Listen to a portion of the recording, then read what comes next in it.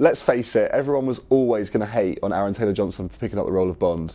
They're going to hate on anyone picking up the role of Bond. Rumours are mounting that Aaron Taylor-Johnson is finally going to be announced as the man to step into the role of James Bond, the Ian Fleming spy created in the books in the 1950s and 60s. Now, we're waiting for Eon Productions to confirm finally that Aaron Taylor-Johnson's going to be the guy. Honestly, my feelings are he was always the front runner. He was a really early name suggested years ago now. There were rumours in 2022 he went in for a secret screen test. Now, while Aaron Taylor-Johnson hasn't confirmed anything just yet, it's going to be popular to hate on him, let's be honest. Now, in 2005, Daniel Craig took on the role of James Bond. There were loads of websites set up about why Daniel Craig was going to be a terrible, terrible Bond. Absolutely terrible.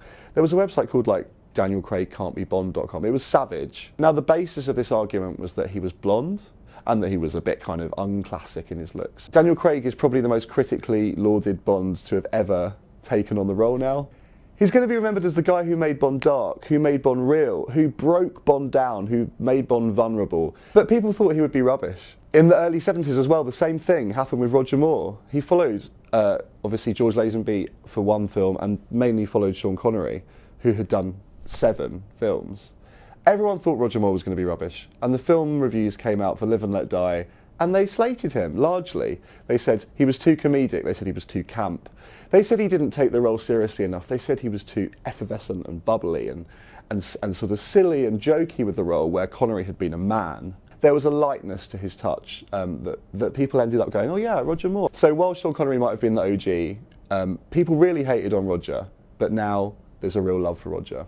Let's circle back round to Aaron Taylor-Johnson. There's a huge amount of comments online, people saying he's not Bond, he doesn't look like Bond. And there's going to be a load of people being very protective of Daniel Craig and what Daniel Craig brought to the role because he was so popular in the end.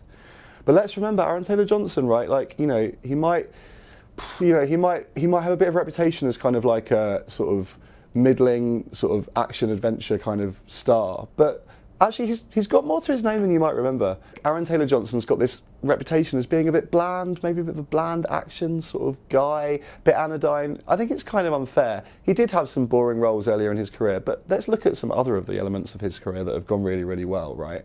2017, he took home Best Supporting Actor at the Golden Globes for Nocturnal Animals. And just last year, he took home the Excellent Award at the Locarno Film Festival for Bullet Train with Brad Pitt. This guy's got serious credentials. He's a really, really, really introspective guy. He's a serious guy, and he takes his roles seriously. I mean, what could be more serious than marrying a 42-year-old when you're 18? Google it if you don't know what I'm talking about. So that's my take. Aaron Taylor-Johnson is really going to channel a lot of the Craig elements of Bond. But what do you think? Do you think Aaron Taylor-Johnson is going to be the next Bond? But most importantly, what type of Bond do you think he's going to be? Who's he going to channel? Let us know in the comments below.